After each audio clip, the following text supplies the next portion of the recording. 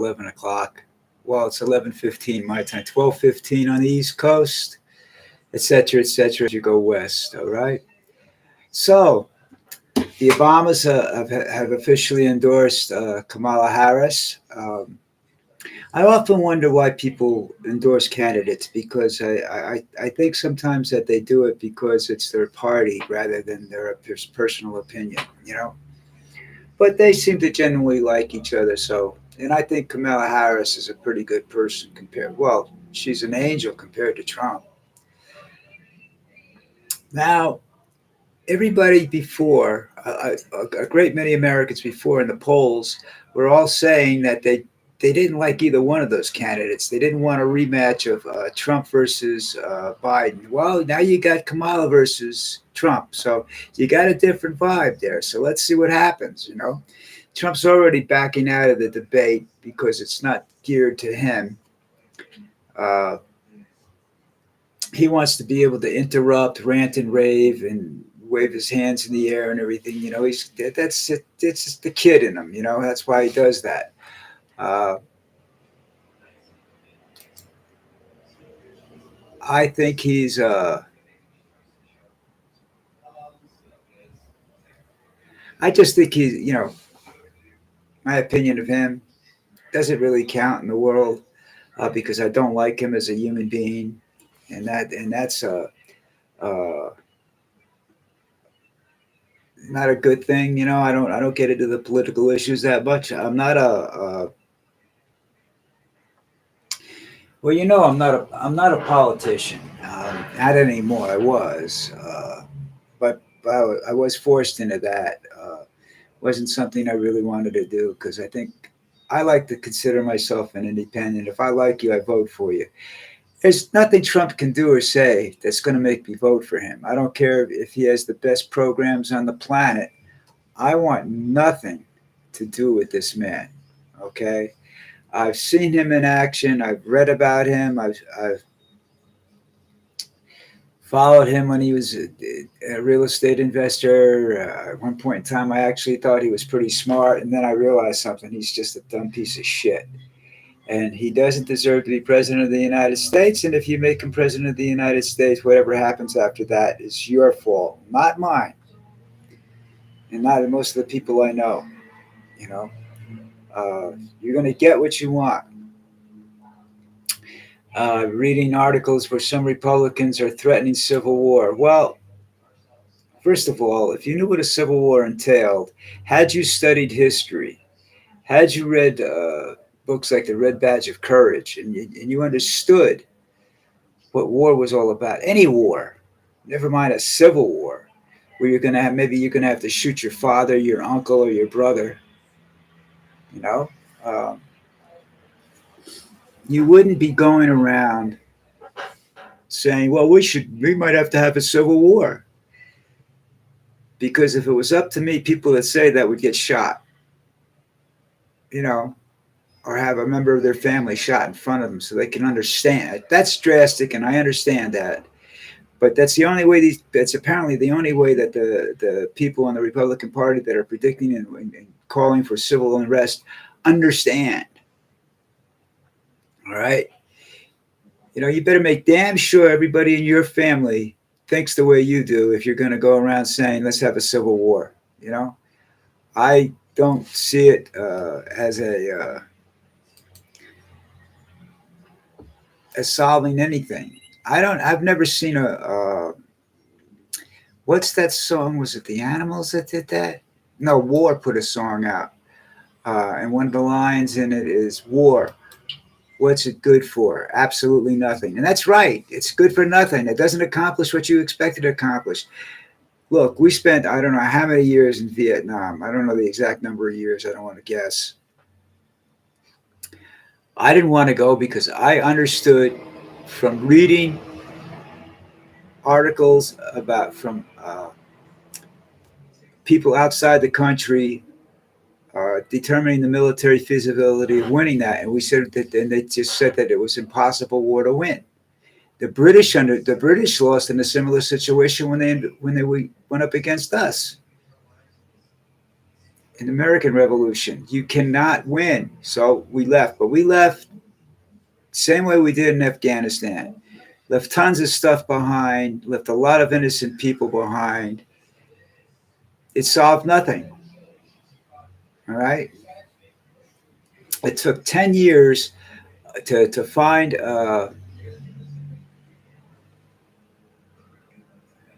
the I can't remember. Wow, I'm forgetting things. Never mind that. It took a long time to end to end the war in Afghanistan. It took a long time to end the Vietnam War, and the Vietnam War was a money war. That was a for-profit war. People, soldiers came back with bag loads of heroin and made a fortune.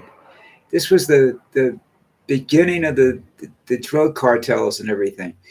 The Golden Triangle is still run by the CIA and it's in federal other federal authorities and ex-militaries, ex-military police and stuff like that. It's the only thing that's slowing it down is that the demand for heroin isn't as extensive as it was back then. Other drugs have taken their place. You know, it's like we're all looking for a something to divert our thoughts. You know, alcohol, drugs, smoking, whatever. You know. Anyhow, uh, Donald is a. I don't think he's. Well, first of all, I know he's not that smart. But second of all, I think he's in trouble physically or mentally. I'm reading a lot of articles.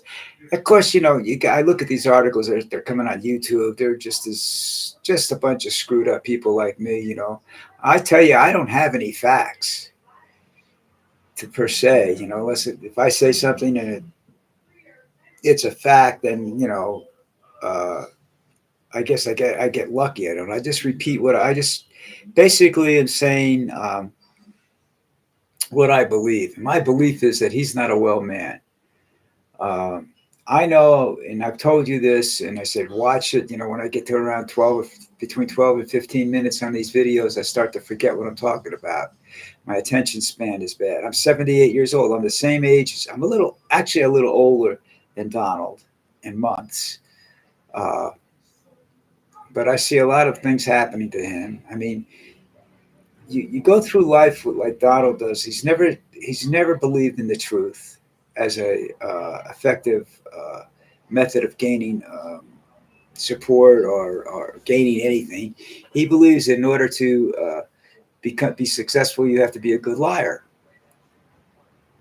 And maybe at some time in his life he was. He's not anymore. I mean, he just says things that are such bullshit. You know, yeah, I go back to the COVID experience when he was telling people that maybe drinking bleach was a good idea. I couldn't believe that somebody said that. Somebody that's supposed to be that's something a 2 year old would say, you know. And I look and he created chaos. He didn't create anything good out of that. He created chaos. You know, Biden came in and put it all together. Put what some Democrats had started and what others, some good people had started, and they put it together. Nothing to do with Trump. Trump was an idiot. You put Trump in command of the what is it now? I read an article. I don't know whether there's any truth to it. He wants football coaches to run the military. Let me tell you something. Half those some of those coaches are as crooked as you could possibly get. You know, and I mean they're forced into it because they have to succeed to keep their jobs. Well, generals have to succeed to keep their jobs, but they don't go around buying people off or something like that. You know, bribing people to play for them. We have a volunteer army made up. A good part of it's made up of black, Hispanic, and people who have immigrated to this country. All right, it's not a white army. Maybe that's why they keep it overseas so much. I don't know. I have no idea what's going on there. But I can tell you this: you put people into a position where they have to make a choice to be between shooting a bunch of Latinos down or putting a bunch of black people in prison or whatever. You know, there's going to be some conflict there. I don't think there's going to be a willingness. That's why they're saying that, not saying the army, they want to use the National Guard because yeah, you get the National Guard from North Carolina, and you probably got a bunch of racists in there. Not all of them. Don't go shoot me now. But a good, there's probably a portion of them that are racist, more so than the regular army. And the regular army is racist. I was It was during the Vietnam era, anyhow. Uh, I met guys that I went and joined the National Guard, so my basic training was the same as everybody else's. And while in basic, I met a bunch of guys that were coming back from Vietnam, and I talked to them and everything. And then some of them were, glad they went. That the people were very, nice and sympathetic. He was sympathetic to the Vietnamese people. And others came back with stories about how they slept with guns under their pillows. And I said, why? Because you're afraid the Viet Cong's going to sneak in on you? He says, no, from the white hillbillies that are in there. That was a little strange to hear. And of course, I experienced some of those hillbillies while I was in basic training, I'll show you the IQ of some of the people in the army. A guy sitting kid in the bunk next to me had his lighter stolen. He had went out and bought a military Zippo, and that was a lot of money to that kid. The kid had spent most of his life wearing hand-me-down shoes and everything. He was a very poor young man. The story is, though, that his friends from the same state that he was in, these are all white people, by the way, came back the next day and sold the same lighter back to him. They did that twice. I tried to explain it to him, but he wasn't having it, and I got transferred out of that barracks. But this is, that was the Vietnam Army. The Army's more technological. But you can have a white racist running a drone that could wipe out a black protest. That's it. That's a fact. That ain't something I'm making up. You know. But Donald Trump, as leader of as leader of the American, uh, or the free will, as they call the president, that's not something I can see. It doesn't fit his personality. It doesn't fit his. It doesn't fit his desire. I'm not. I won't go so far as to say he's. I don't think he knows what a racist is. I just think he feels that the immigrant problem is the same as what Hitler thought when he went in and uh,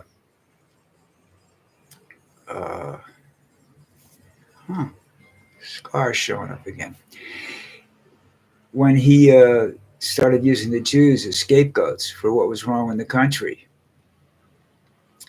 If things are unsettled in a country and you're the leader of this country, you need to point in a direction that takes that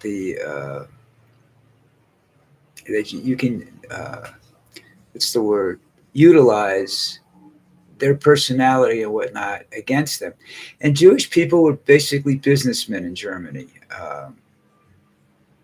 I think I'm not. I don't. This is way it comes to me anyhow. The story, and they were very unpopular at times in areas. Because poor people, especially in poorer areas, because they were successful and the average German person wasn't. So they're basically an immigrant and they're Jewish. So they, I don't know where they all immigrated from, but they were a good portion of them were like immigrants and whatnot. But they became German citizens. I don't know how you do that in Germany, how long it takes, or anything like that. But they were mostly German citizens and shopkeepers and whatnot, and educators and whatnot. And they just decided that they were not doing the right thing by the German people, that they were aiding and abetting the fall of Germany, just as Trump is going around saying immigrants are not good people, they're criminals, they're rapists, they're drug dealers, and they're not helping the American economy or the American people. They're not aiding us, they're out to destroy us from inside. So if you take those two stories and see the similarities to them, you can see which direction this man is headed in.